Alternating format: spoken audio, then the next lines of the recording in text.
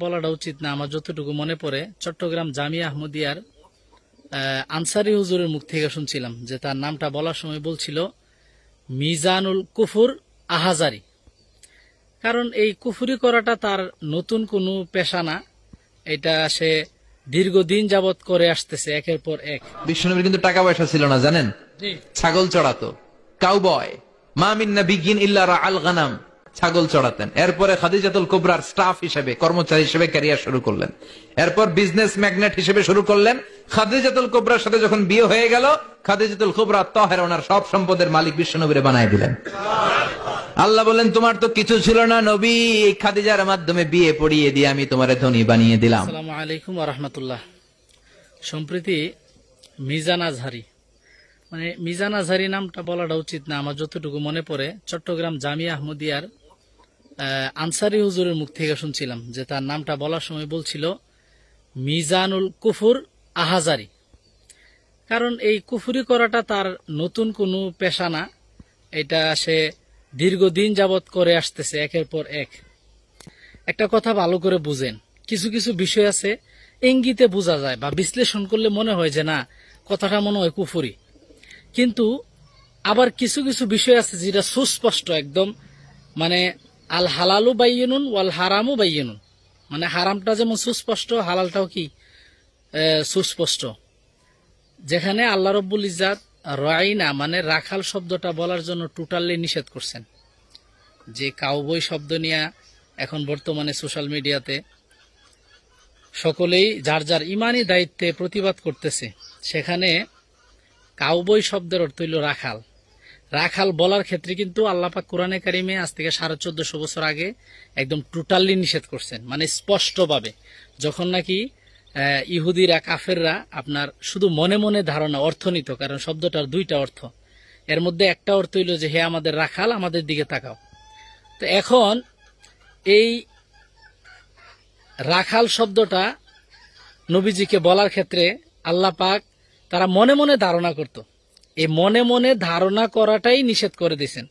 বলছেন কি, ইয়া আইয়ুহাল্লাযীনা আমানু লা তাকুলু রাইনা, রাখাল শব্দ বলাই যাবে না, টোটাল নিষেধ। একদম লফজ চেঞ্জ করে দিছে, শব্দ চেঞ্জ করে দিছে, শুধুমাত্র মনে মনে অর্থ পোষণ করতে বলে। সেখানে আজকে বাংলার জমিনে সে সুস্পষ্টভাবে বলতেছে কাউবয়, তারপরেও মানুষ তার পিছনে দৌড়ায়। তাইলে কিয়ামত যে চলে আসছে সেই দিনটা বেশি দূরে নয়, যেখানে আল্লাহর হাবিব হাদিসে মুবারাকে বলছে দাজ্জালের পিছনে মানুষ হেমিলিয়নের বাঁশিওয়ালার কথা তো আমরা শুনছি, এরকম ভাবে মধুর শাকের মতো ছুটবে শুধু দাজ্জালের পিছনে। তাইলে তাদের বেশভূষায়, কণ্ঠসুর, আল্লামা নুরুল ইসলাম হুজুরের কথাগুলোও মনে পড়ে যায়। উনি বলছিলেন যে তাদের কথাগুলো হইব মিষ্টি, কুরআন তেলাওয়াত অনেক মধুর, কিন্তু তার হেদায়েত এই কণ্ঠনালীর নিচেই নামবে না।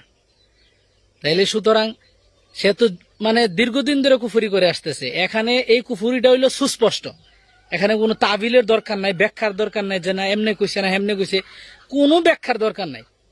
সুস্পষ্ট, যেখানে আল্লাহ ফতুয়া দিছে, এখানে আমরা নতুন করে ফতুয়া দেওয়ার কোনো কিছু আসে যায় না।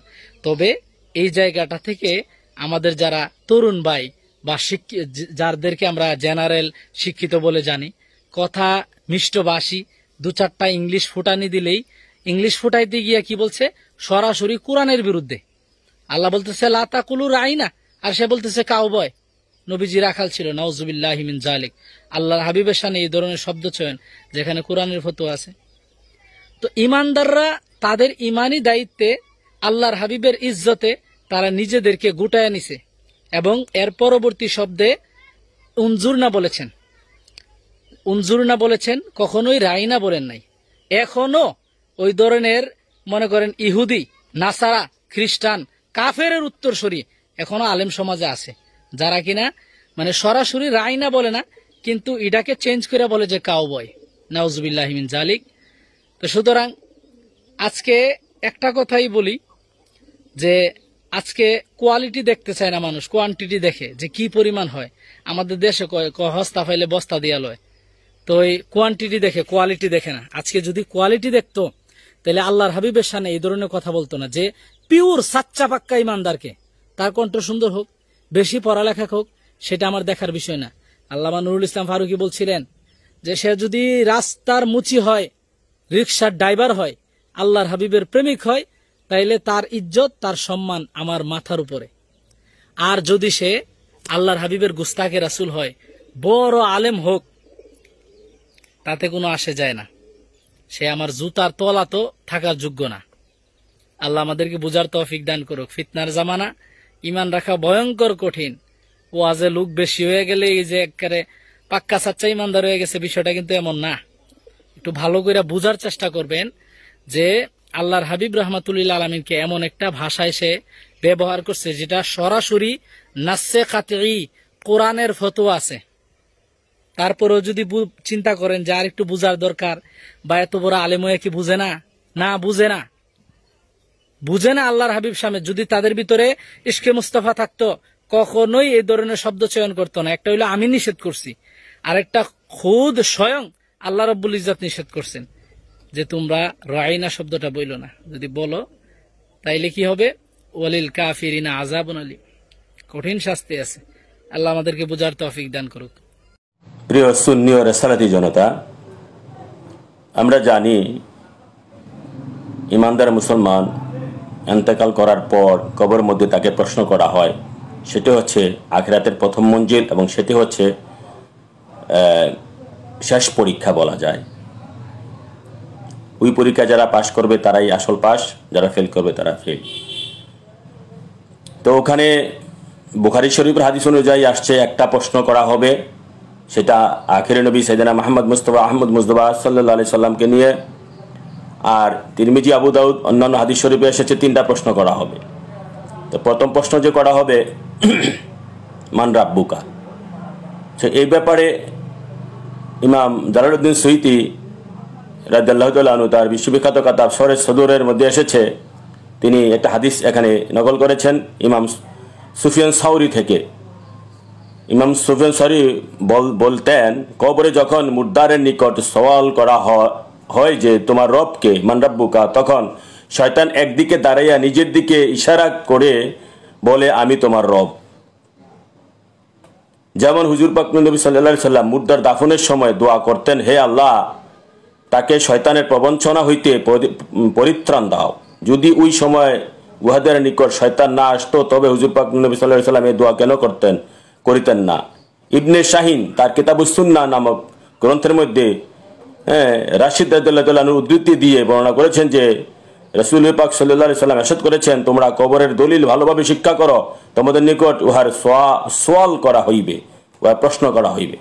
তাহলে আমরা এখান থেকে এই হাদিস শরীফ থেকে দেখতে পাইলাম, সেটা শরে সুদুর নামক কিতাবের 105 পৃষ্ঠার মধ্যে এসেছে। তো তাহলে প্রথম যখন প্রশ্ন করা হবে যে মান রাব্বুকা, তখন শয়তান একপাশে দাঁড়িয়ে তিনি নিজের দিকে ইঙ্গিত করে বলবেন মুর্দারের দিকে যে আনা রাব্বুকা, আনা রাব্বুকা, আমি তোমার রব, আমাকে বলো আমি তোমার রব। তাহলে শয়তান এই রব সুরত ধারণ করতে পারে, সেটা হাদিস দ্বারা প্রমাণিত। এবং বিশ্ববিখ্যাত গ্রন্থ গাউসুল আজম গাউসুল্লাহ আব্দুল কাদের জিলানী শাহিনুল্লাহ তার কিতাবের মধ্যেও এসেছে। তাছাড়া আমি তাফসিরে মাঝারির মধ্যেও পেয়েছি,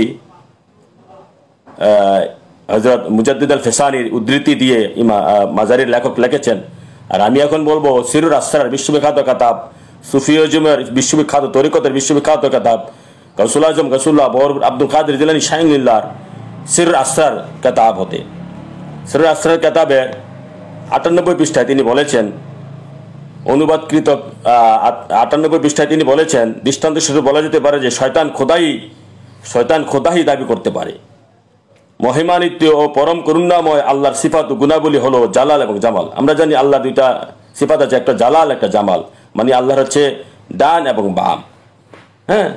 জালাল এবং জামাল। শয়তান জালাল সিফাতের আকৃতি ধারণ করতে পারে, আল্লাহর জালাল সিফাতের আকৃতি ধারণ করতে পারে। গাউসে পাকের কিতাবে আছে, কারণ শয়তান কহর নামক গুণ দ্বারা উৎপন্ন বা সৃষ্টি হয়েছে।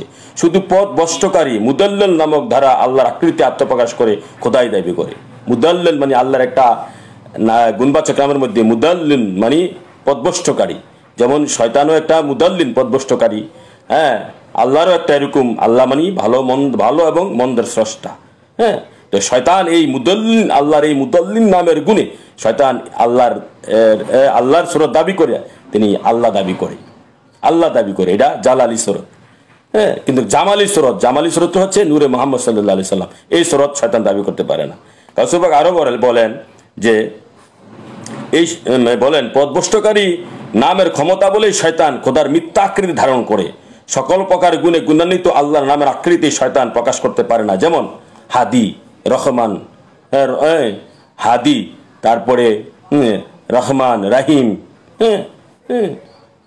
হাকমত, বরকত, এগুলো ধারণ করতে পারে না। আরো অনেক আছে।